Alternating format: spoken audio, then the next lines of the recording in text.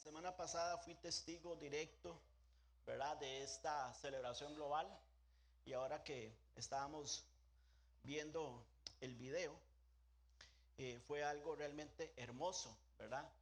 Ver cómo Dios se manifestó, como bien lo decía Frank, a través de cada evento que tuvimos de miércoles a domingo. Y sobre todo porque el domingo culminamos con dos grandes propósitos que tenemos como iglesia, que era el compromiso de fe para las misiones y el compromiso de vida, porque ambos compromisos van unidos, ¿verdad? Gracias a Dios por la ofrenda que ustedes como iglesia, ¿verdad?, la forma en que ustedes se pronunciaron. Pero ¿qué haríamos con todo ese dinero si no tenemos las personas? Y yo quiero darle gracias a Dios por todas las personas que también se involucraron, ¿verdad?, para participar en los días que vienen, participar en todo lo que Dios tiene para nosotros. Así que, pensando en esto, esta semana que concluyó, yo he estado analizando, pensando, Señor, ahora vienen grandes cosas para la iglesia. Ahora comienza para nosotros un tiempo de oración.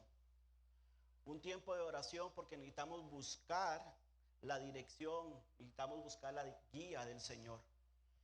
Porque nuestro objetivo es que lo tenemos bien claro, y es participar en la misión de Dios. Pero entendemos que no lo podemos hacer en nuestras propias fuerzas. Entendemos que no lo podemos hacer ni siquiera dependiendo de nuestros dones, de nuestros talentos, de nuestras habilidades. No podemos depender de eso si eso no está siendo guiado por Dios, si eso no está siendo empoderado por Dios. Y eso lo podemos conseguir a través de la oración. Es la oración la que nos va a fortalecer. La oración es la que nos va a empoderar. La oración nos va a dar una guía directa de lo que Dios quiere hacer en medio nuestro.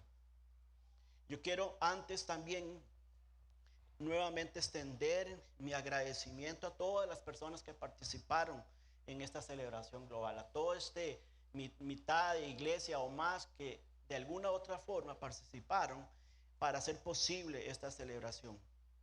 El texto que Dios me guió esta semana, y déjeme decirle que he estado estudiando a título personal como devocional Primera de Corintios, y en ese tiempo devocional Dios me dio un texto que creo que es muy apropiado para enseñar esta mañana. Hace 2 semanas les hablé sobre las razones bíblicas, los motivos bíblicos para ofrendar, para dar. Hace 2 semanas, hace 2 domingos, ¿verdad? Y estábamos hablando que uno debe dar para el Señor con una actitud correcta de corazón, porque lo que Dios ve en nuestro corazón.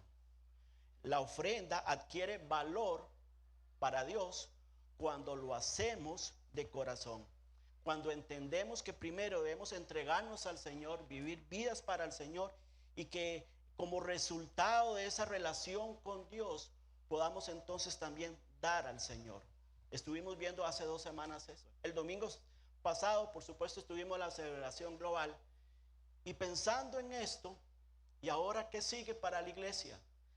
Yo creo que Dios me guió a este texto para que nosotros ahora como iglesia podamos ver algunos principios bíblicos para poder comprender algo muy importante, hermanos. Que en el servicio al Señor debe prevalecer las relaciones los unos con los otros basados en la unidad. Que debemos tener las motivaciones correctas, no buscando nuestra propia gloria, no buscando el reconocimiento propio, porque cuando hacemos muchas cosas y nos involucramos en muchas cosas, hay un hilo muy delgado, ¿verdad? En tratar de buscar el reconocimiento, en tratar de decir, yo lo hice, ¿verdad? Y algo que a mí me quedó grabado siempre en la vida de Don Bill era que él entendía que la obra del Señor la hace Dios a través nuestro. Es Dios. Nosotros solo somos los medios, los canales, los instrumentos que Dios utiliza. Entonces debemos tener un enfoque correcto hacia quién vamos a poner nuestra mirada, ¿verdad? Pero también cómo comprender que todo lo que Dios nos permite hacer, Él y solo Él obtenga la gloria que muchas veces somos tentados a tomar. Entonces, pensando en esto, pensando en lo que viene de la obra de Dios entre nosotros y la obra de Dios en el mundo, entonces creo que es importante poner atención a algunos principios bíblicos para que podamos estar de una manera significativa haciendo la obra del Señor, pensando en la gloria de Él. Así que con esta introducción le voy a pedir que abra su Biblia en 1 Corintios capítulo 3, versículo del 1 al 8. 1 Corintios 3, 1 al 8. La pantalla también lo puede seguir. Dice la Biblia: de manera que yo, hermanos, no puedo hablaros como a espirituales, sino como a carnales, como a niños en Cristo. Os di a beber leche, dice Pablo, y no vianda, porque aún erais capaces, no erais capaces, ni sois capaces todavía, porque aún sois carnales. Pues habiendo entre vosotros celos, contiendas y disensiones, ¿no sois carnales y andáis como hombres? Porque diciendo el uno, yo ciertamente soy de Pablo, y el otro, yo soy de Apolos, ¿no sois carnales? Pregunta Pablo. ¿Qué pues es Pablo y qué es Apolos? Servidores, por medio de los cuales habéis creído, y eso según lo que cada uno concedió el Señor. Yo planté, Apolos regó, pero el crecimiento lo ha dado Dios. Así que ni el que planta es algo, ni el que riega, sino Dios que da el crecimiento. Y el que planta y el que riega son una misma cosa, aunque cada uno recibirá su recompensa conforme a su labor.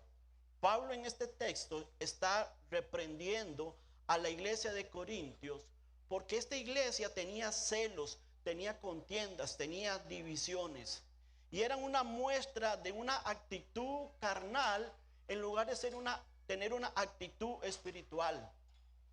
Entonces Pablo critica a algunos de esos corintios que se estaban identificándose con él o con Apolos, en lugar de poner su atención en Dios. Y esto es muy peligroso en la obra del Señor. Cuando la gente pone la atención en un pastor, en algún líder, y quita la atención de Dios. Los corintios perdieron de vista que la verdadera obra y crecimiento espiritual provienen de Dios.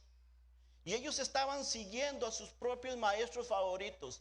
Para algunos era Apolos, para otros era Pablo, para otros en el capítulo 1 decía que era Cefas también, que en este caso es Pedro. Ellos tenían sus propios maestros favoritos y estaban presumiendo, esos grupos presumían de ellos, de tal manera que eso provocó peleas y divisiones.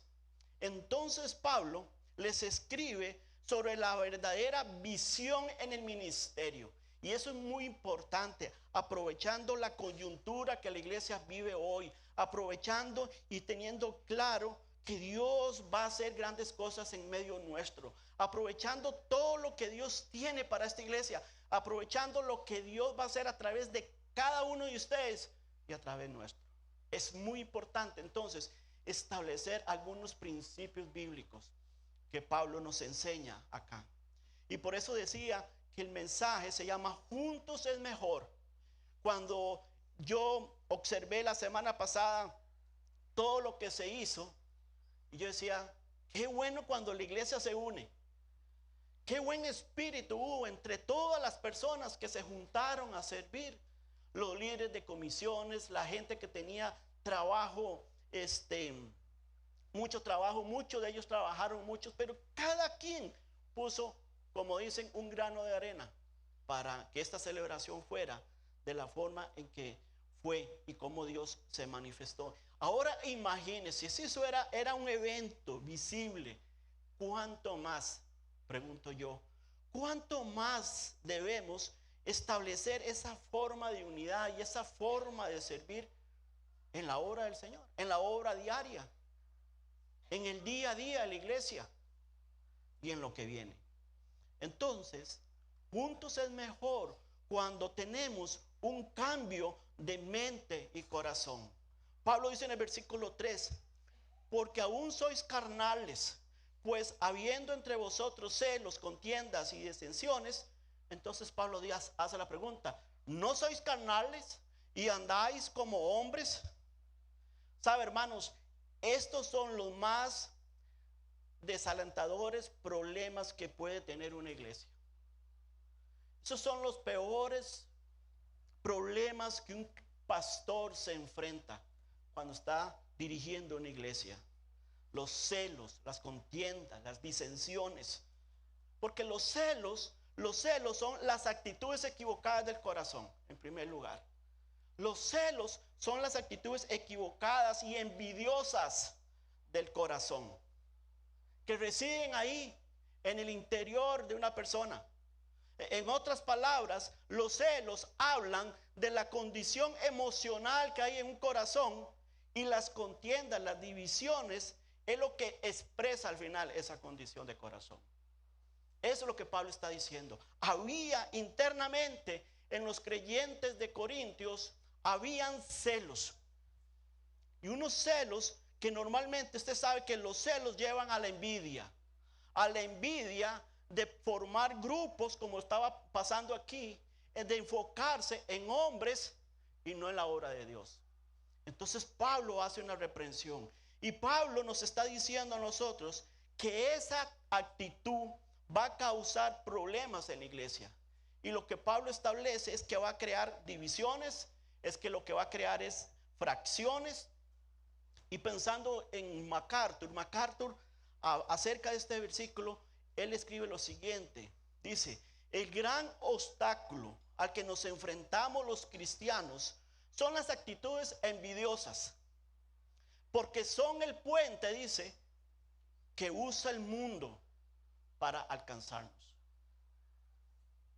Y dándole vuelta a la moneda de lo que este siervo de Dios dice, yo digo que, hermanos, que la capacidad del cristiano para impactar al mundo es su conexión con Dios o con conexión con Cristo y su deseo de ver prosperar a los demás. Su deseo interno de ver prosperar lo que otros hacen en la obra del Señor.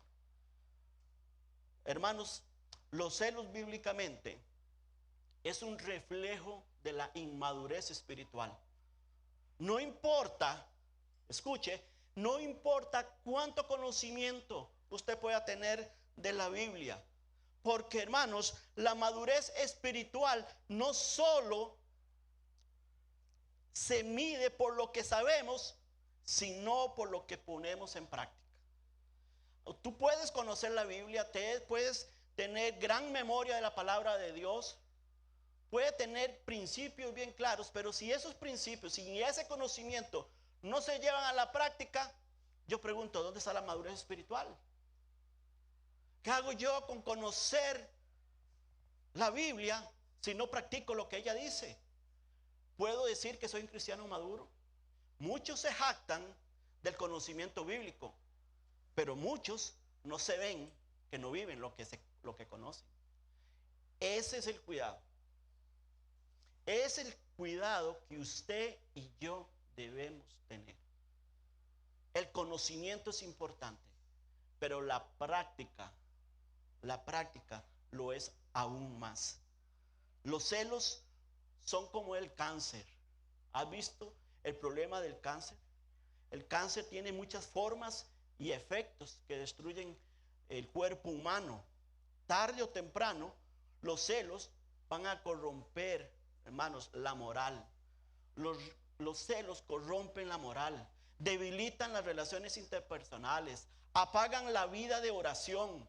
Porque no creo que una persona con celos, con envidia, pueda tener una vida de oración adecuada y correcta. No lo creo. ¿Cómo va a orar una persona por un ministerio, por un hermano que está llevando a cabo algún servicio, alguna obra al Señor, si en su corazón hay celos? Entonces apagan la vida de oración. Producen dudas sobre la palabra de Dios. Eso es lo que provoca el celo. El celo duda de la palabra de Dios y allanan también el terreno para la discordia y las actitudes egocéntricas que muchas veces se penetran en la iglesia. Así que, hermanos, las divisiones solo suceden cuando hay egoísmo, cuando hay esos celos, cuando solo se ayuda o coopera con aquellos líderes con los que están de acuerdo o con los que más le agradan. Y se nos olvida este principio. Se nos olvida que es Cristo, que es Él a quien servimos, que es Él que debe tener toda la atención, porque Él fue el que dio su vida por nosotros. Si hay celos, entonces cámbielos por solidaridad. Si hay contiendas, cámbielos por paz. Necesitamos un cambio de mente, un cambio de corazón para todo lo que viene para la iglesia.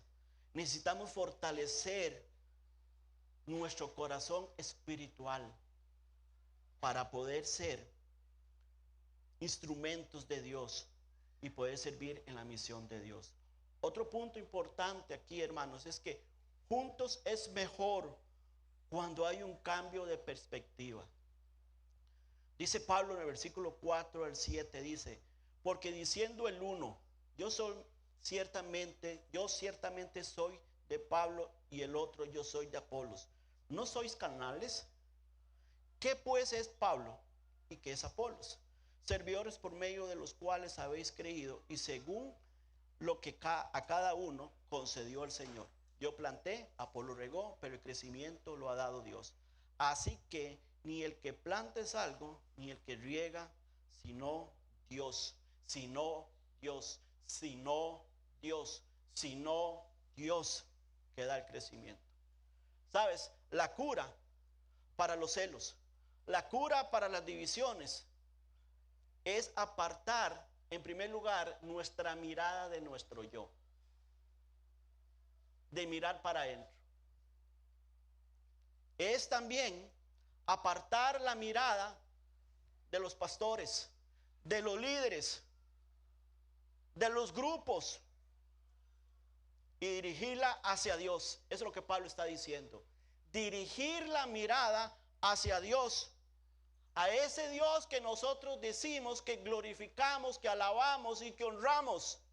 Ahí entonces, si es el Dios que tú honras, si es el Dios que tú adoras, que es el Dios que tú glorificas, entonces entre la mirada en Dios. Porque cuando centramos nuestra atención en nuestro Señor, no va a haber espacios ni ocasión para celos, ni para contiendas, ni para divisiones. Apolos y Pablo eran sencillamente instrumentos. Ellos no eran la fuente, eran instrumentos de Dios. Y sabes, hermanos, todos los cristianos, sin excepción, todos estamos en el ministerio. Todos, absolutamente todos. Hemos recibido dones del Espíritu. Y se espera entonces que cada creyente cumpla una función donde sea Dios que lo use para su gloria. Todos somos ministros, todos tenemos la misma función. Entonces, ¿cómo hemos de vernos los unos a los otros? ¿Cómo de vernos cuando estamos haciendo la obra del Señor? Como personas importantes, compitiendo por un reconocimiento. Entonces Pablo dice, no. Pablo dice, no pongan la atención en mí, no pongan la atención en Apolos. Pablo dice que somos siervos. Eso es todo. Eso es todo, hermanos. Siervos de Cristo. Entonces, ¿cómo deberíamos vernos unos a los otros? Como personas importantes para Dios. Para Dios. Pablo nos dice que somos simplemente siervos. ¿Y sabes cuál es el rango más importante que hay acá en la iglesia del Señor? ¿Sabe cuál es el rango más importante? Usted que quiere escalar y quiere llegar hasta la cúspide. ¿Sabes? El rango más importante, más alto posible en la iglesia del Señor es siervo de Cristo. Y todos los tenemos.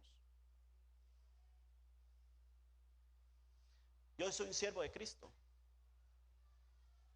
Fran es un siervo de Cristo. Doña Hilda es una sierva de Cristo. José es un siervo de Cristo. Cada uno de ustedes es un siervo de Cristo. ¿Cuál es la diferencia entre usted y yo? Siervos de Cristo. No hay diferencia.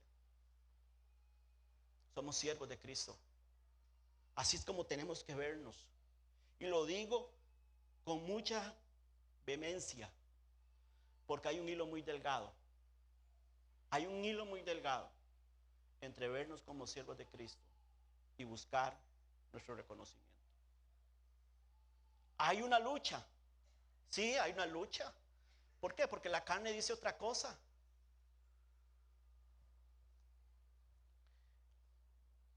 Yo lucho con eso, sí, yo lucho con eso. Claro. Y yo sé que usted también lucha con eso. Pero sabes, hermanos, algo que yo tengo como convicción cuando viene eso, es que yo inmediatamente oro a Dios y cambio eso. Porque eso, hermanos, eso yo sé que no trae gloria a Dios. Es triste, porque yo lo he visto. Es triste cuando la gente quiere reconocimiento. Fran y yo somos simplemente siervos de Dios, que Él utiliza, que Dios utiliza para proveer el alimento espiritual que cada domingo podemos darles a ustedes. Un alimento espiritual que viene de Dios y su palabra, que no viene de nosotros, porque nosotros somos incapaces. Somos instrumentos que Dios ha colocado en su iglesia para dirigirla hacia donde Dios quiere que vayamos. Es solamente eso. Mientras el mundo inmortaliza a los grandes hombres porque son lo más elevado que ellos conocen, los cristianos que conocemos a Dios, que conocemos al Creador, que conocemos al Sustentador, que conocemos al Salvador, solo Él es digno de honor y gloria, no los hombres.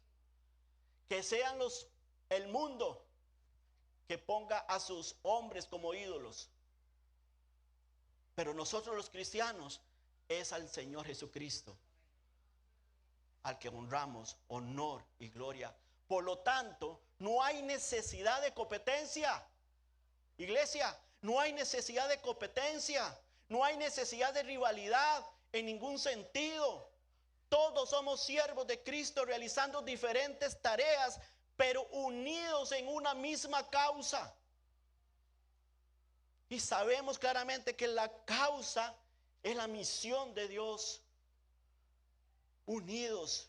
Estamos haciendo cosas diferentes, sí, pero necesitamos vernos mutuamente como esos instrumentos en las manos de Dios, colaborando en su reino, colaborando para que su reino se extienda y su gloria sea visible en toda la tierra. Su gloria, no la gloria de la Emmanuel, no la gloria nuestra, la gloria de Dios.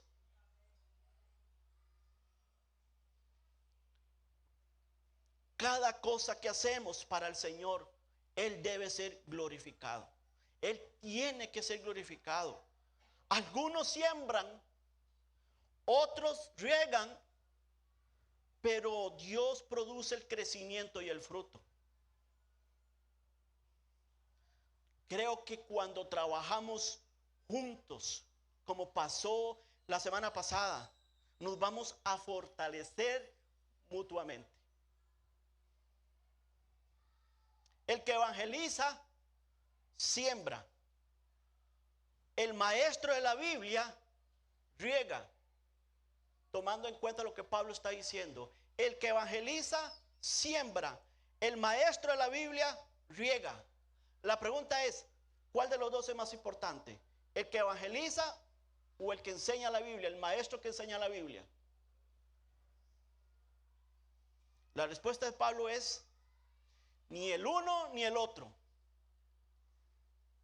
Ni el uno ni el otro. El que va al mundo no alcanzado, el misionero que no va al mundo alcanzado, y al que Dios va a enviar a donde Él quiera que vayamos este año como iglesia, abriendo una obra en cualquier lugar de Costa Rica, o el que va a ir allá a las montañas de Panamá.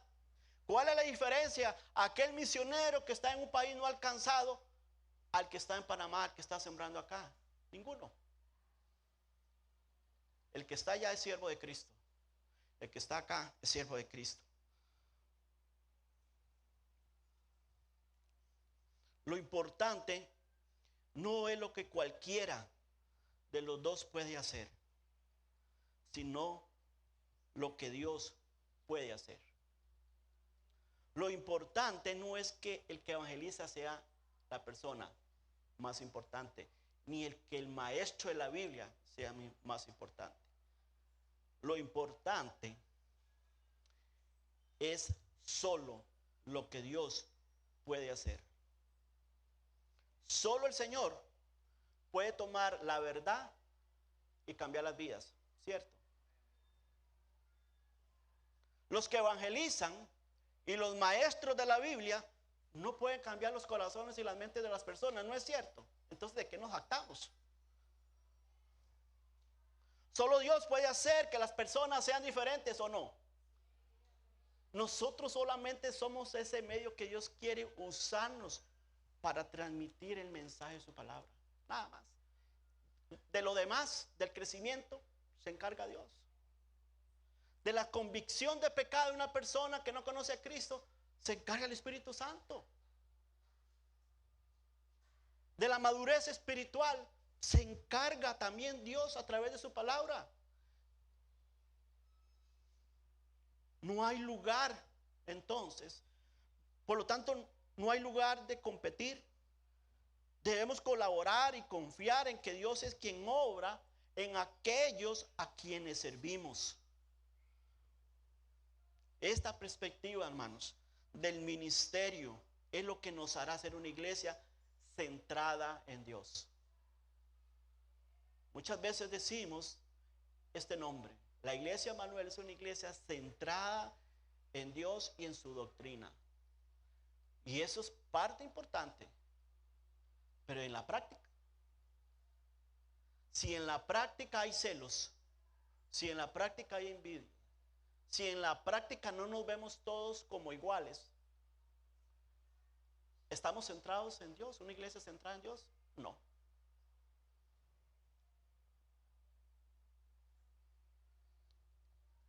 Dios debe ser supremo en el ministerio de la iglesia. Dios debe ser supremo en el ministerio de la iglesia. Y eso significa Él debe tener la preeminencia siempre, en todas las cosas que hagamos en este lugar. Así que ni el que planta es algo, ni el que riega, sino Dios que da el crecimiento. Hermanos, vernos, necesitamos vernos mutuamente como instrumentos en las manos de Dios, colaborando para que su reino se extienda y su gloria sea visible a toda la tierra.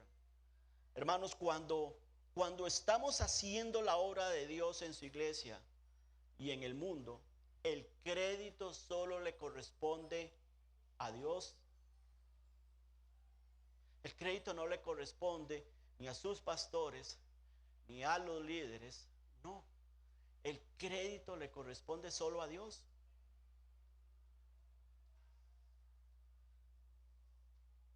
Y si quiere ser reconocido, hermano, es que a mí me gustaría que me aplaudan.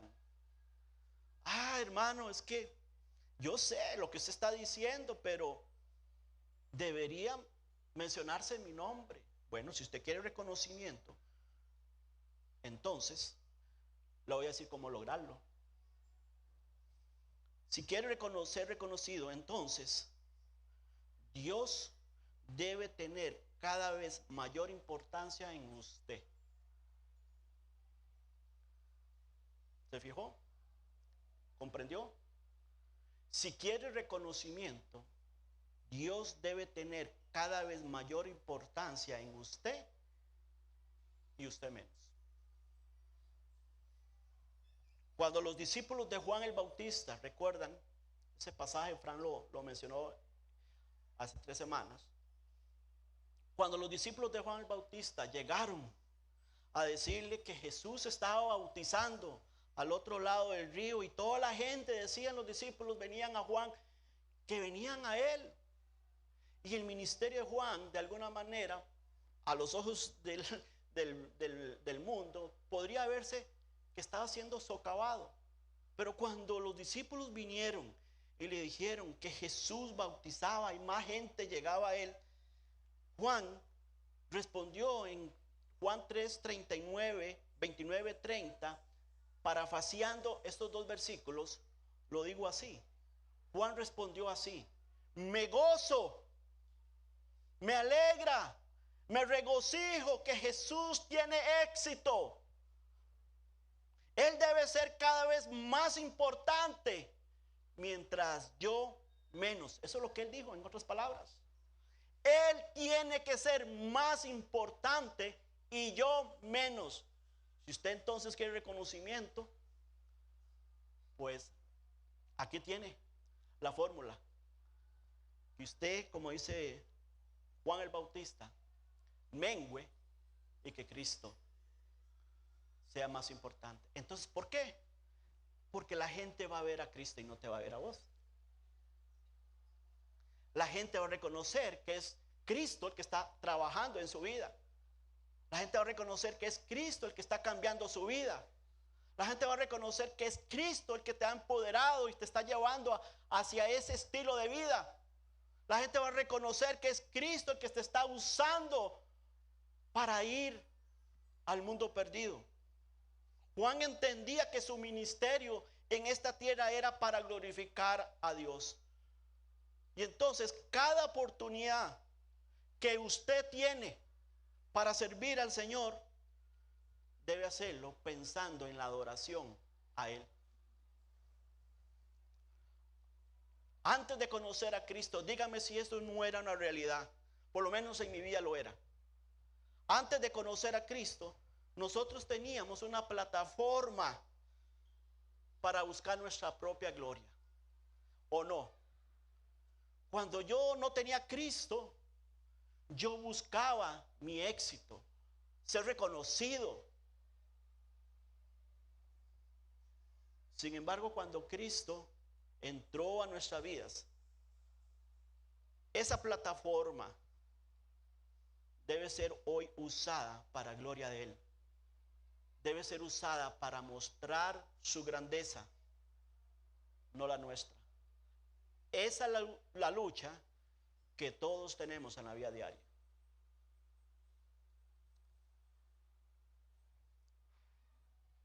No era que Apolos, escuche bien, no era que Apolos y Pablo no tuvieran un papel honorable que desempeñar, sino que en comparación con la importancia de Dios en la iglesia, su papel era insignificante. Así es como tenemos que vernos. Eso es un cambio de perspectiva, un cambio de enfoque para lo que viene, un cambio de mente y corazón, un cambio de perspectiva. Y por último, juntos es mejor cuando tenemos un espíritu de unidad. Pablo dice en el versículo 8, y el que planta y el que riega son una misma cosa, aunque cada uno recibirá su recompensa conforme a su labor. Pablo, como decíamos, ha estado combatiendo las actitudes carnales que se estaban reflejando no solamente a través de los celos y las contiendas, sino que uno puede ver aquí cuando Pablo habla de la importancia que tenía él y Apolos, cuando decía, nosotros no somos los importantes, el importante era Dios. ¿Con qué estaba luchando Pablo? Pablo estaba luchando con un pensamiento elitista. Habían grupos que preferían a Pablo, habían grupos que preferían a Apolos. Y Pablo dice, eso no es madurez espiritual. Eso va a provocar contiendas y envidia. Eso va a dañar la unidad de la iglesia. ¿Qué cuidado tenemos que tener como iglesia? ¿Qué cuidado? No puede haber grupos acá en que pongan la atención solamente en su pastor. No debe haber grupos acá en que pongan la atención en el otro pastor, hermano Frank.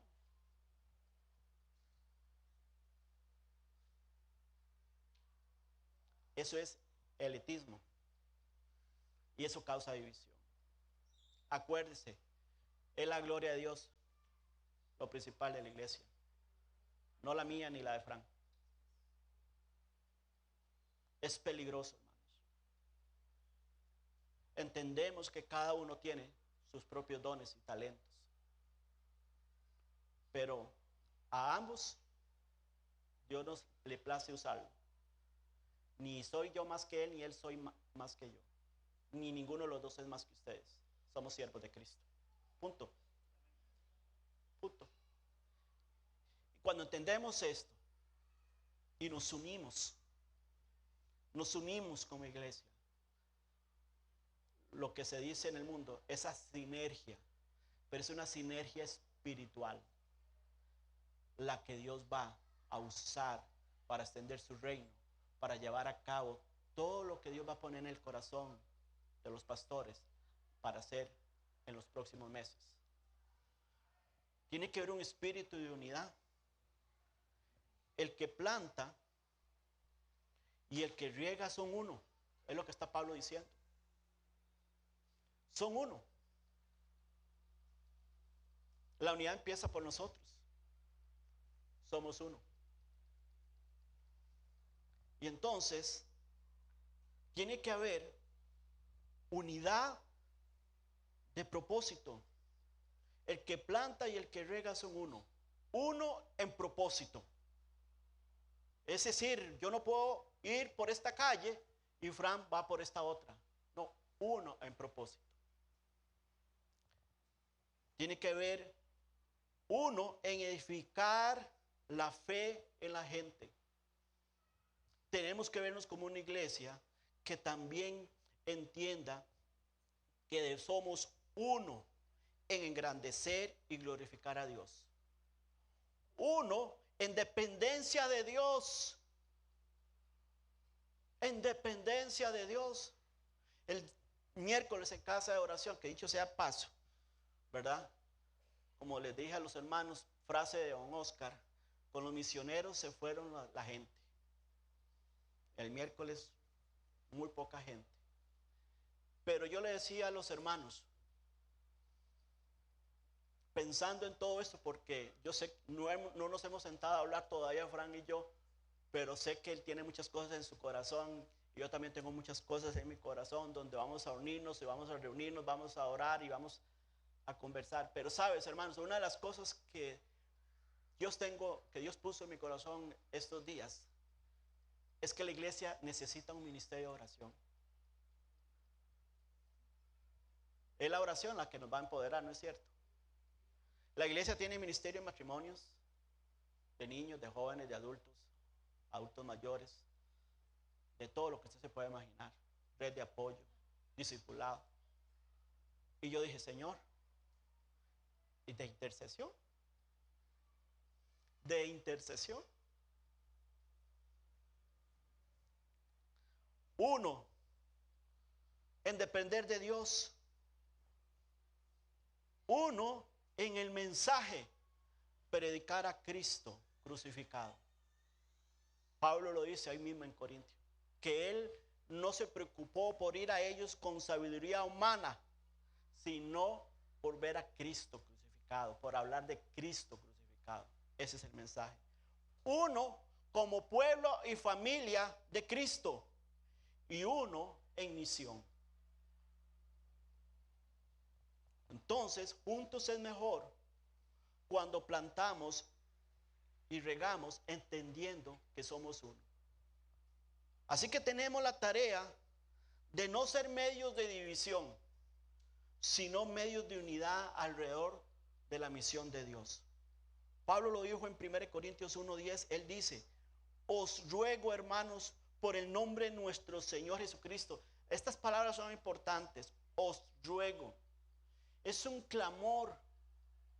Es como que Pablo está gritando a la iglesia, hablándole fuertemente a la iglesia, a una iglesia que estaba siendo dividida. Os ruego, pues, hermanos, por el nombre de nuestro Señor Jesucristo, que habléis todos una misma cosa y que no haya entre vosotros divisiones, sino que estéis perfectamente unidos en una misma mente y en un mismo parecer. Qué tremenda exhortación nos está dando Pablo en este pasaje, que resume lo que estamos hablando. Cada uno va a comparecer ante Dios, como dice el versículo 8, para recibir, dice Pablo, recompensas. Dios conoce nuestra obra y nuestra recompensa será de acuerdo con lo que Él sabe, no con lo que yo diga, con lo que Él sabe de mi corazón, con las motivaciones que Él conoce de mi corazón. Vamos a recibir esa recompensa, no con lo que nosotros digamos. Él conoce todas las motivaciones con que usted y yo hacemos el trabajo. Por eso es importante esta mañana esta exhortación de Dios. Así que tengamos cuidado con cómo nos jactamos y cómo criticamos. Tengamos mucho cuidado con eso. Por tanto, iglesia, el que se gloríe, gloríese el Señor, no en los hombres, no en usted, no en la capacidad que usted puede tener para hacer las cosas. No, el que gloríe, el que se quiere gloriar, gloríese en el Señor, dijo el apóstol Pablo. Cuando uno se gloria en el Señor, lo que está dándole es el reconocimiento total a Él, nada más. Eso es gloriarse en el Señor.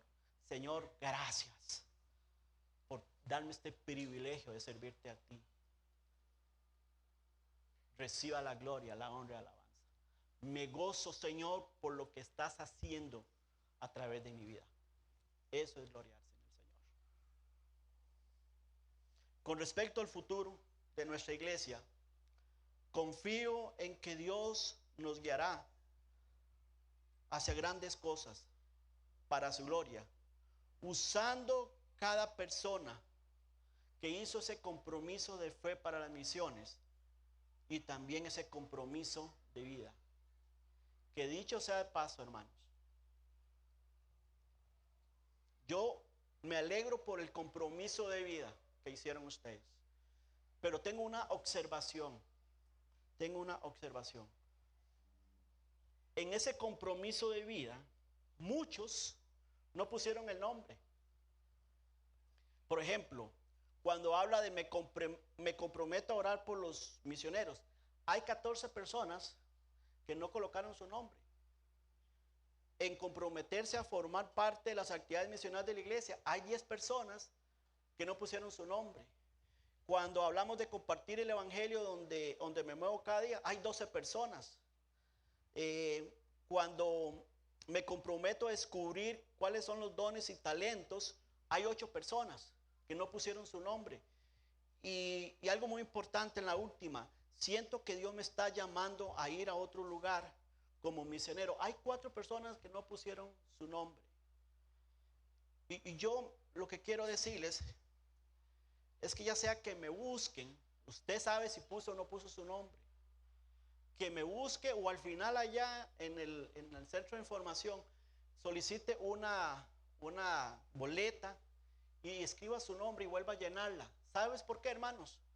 Porque lo que viene ahora, todas las personas que se anotaron son las personas con las que la iglesia va a trabajar, con las que hicieron ese compromiso de vida.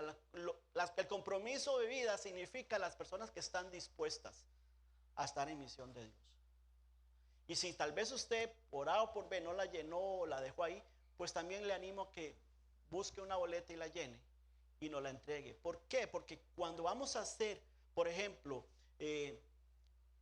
formar parte de actividades misionales de la iglesia, cuando vamos a hacer actividades misionales, pues yo voy a tomar los nombres que están en la lista porque son las personas que desean ser parte de eso. Y si usted no puso su nombre y no lo toma en cuenta, es porque usted no lo colocó. Entonces, le sugiero que busque una boleta al final y lo haga y la deje allá o me la entregue a mí o se la entregue a Frank. Pero es importante, hermanos, para poder tomar decisiones en los días que vienen. Y mi petición para ustedes es que oren para que Dios nos dé a Fran y a su servidor sabiduría y guía para discernir los planes que Dios quiere que llevemos a cabo a corto, mediano y largo plazo. Queremos hacer la voluntad de Dios en su iglesia, en la iglesia que Él compró con su sangre. Así que presento a ustedes estas motivaciones que Dios puso en mi corazón esta semana, porque creo que son muy oportunas en el contexto que estamos como iglesia, y que eso nos va de verdad a unir aún más, y Dios nos va a usar aún más, y Dios va a ser aún más glorificado. Amén. Oramos. Todos.